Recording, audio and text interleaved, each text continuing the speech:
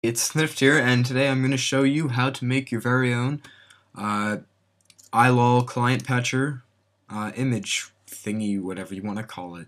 There's no really been a name for it defined yet. So, say, like a lot of others, you found this really awesome skin picture that you really would love to have for your very own, let's find this one, there we go, your very own iLol patcher like this one. You can see this is made by what Minami Ikibe, however you pronounce that. I have no idea. But say you wanted something like that. Obviously, this isn't gonna be that advanced. That's more like a Photoshop thing. What I'm gonna be showing you is free. If you want to go and find a free version of Photoshop, go ahead. But this is way simpler. So pretty much all you need to do, you find an image that you want. Best thing for it is that the height is over 600 pixels high, because you're gonna want to scale it down instead of scaling it up, because it obviously warping and other stuff and pixelization and other things that most people don't really want when they're making something like this. So all you need to do is download your file. Now, I make these things, and well, I was taught to make these in GIMP, which is a free, sort of more, I don't know what to say, but it's a bit like Photoshop. Not really like Photoshop, but close enough.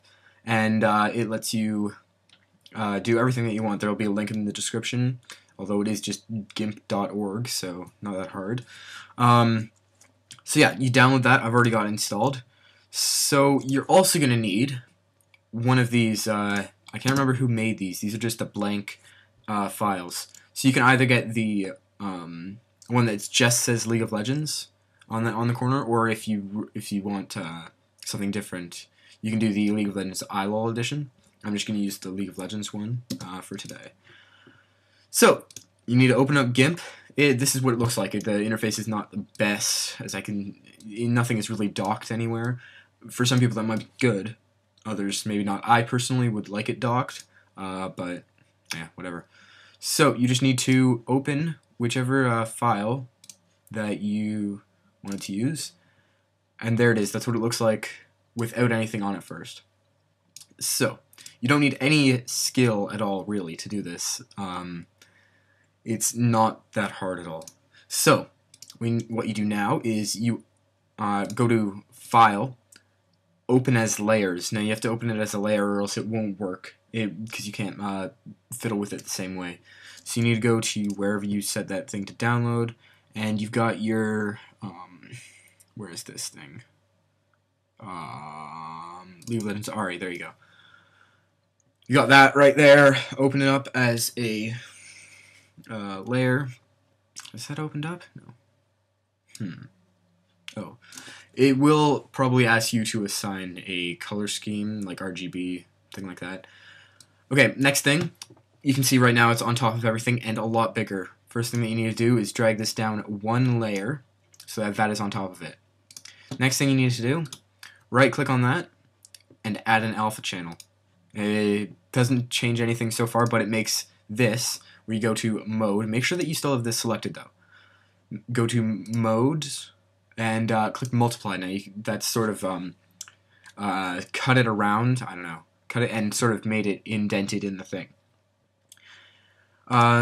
Next thing that you need to do, and this is like one of the final steps, is you have to scale the layer.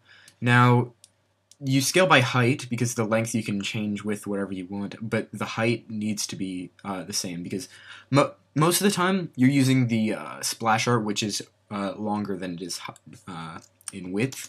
So the width, the height, you're going to scale by the height, not the width. So the height that you want is 578, and you just hit scale. Make sure that the lock is selected, though, or else it will, like this lock right here, or else it will just scale the height to 578 and warp the whole thing. So now you can see it's pretty much done. There's not much more that you need to do. You can move it around a bit, Shift Command, or something M. It's like whatever the shortcut key is, M. Okay, it's just M. and you move it around. You want to be a bit careful with doing this because you don't want it to get too off the sides, but it does allow you some room. And yeah, you also do not want to put it off the side. Like if you want to get the full thing right there, you can do that, but it looks pretty horrible with the just gray right there, so you want to keep it over as much as you can. You can put it right on the edge, but don't put it over the side. So there you have it. You can change the opacity. I personally like keeping it 100%. It shows the best colors and other things. Some people, if it's a dark image like one of the Warwick skins, then you could put the opacity up a bit, but I would still leave it at 100%.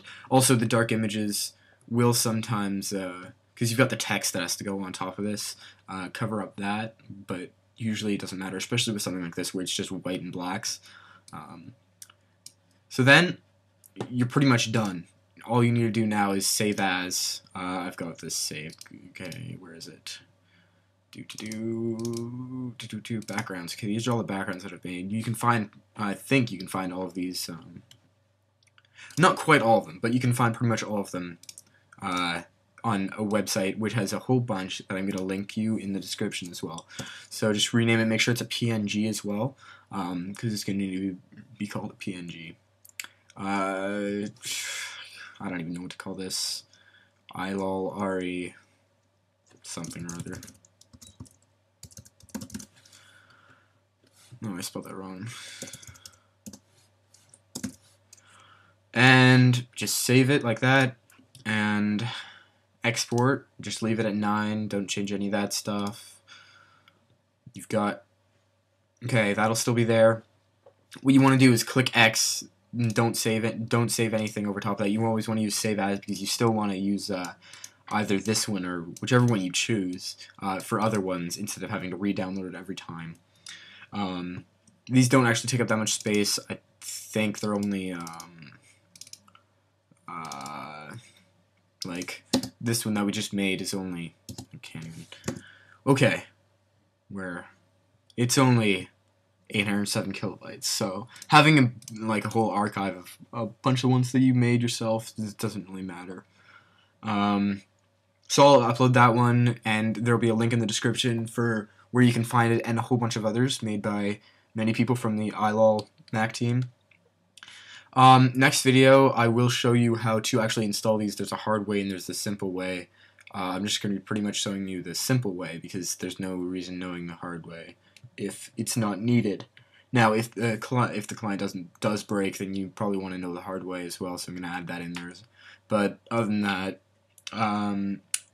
that'll be all it is for right now, at least. So, hope to see you around, and subscribe if it's right up in the top corner. If you like the video, like it. It helps me. And thanks for watching.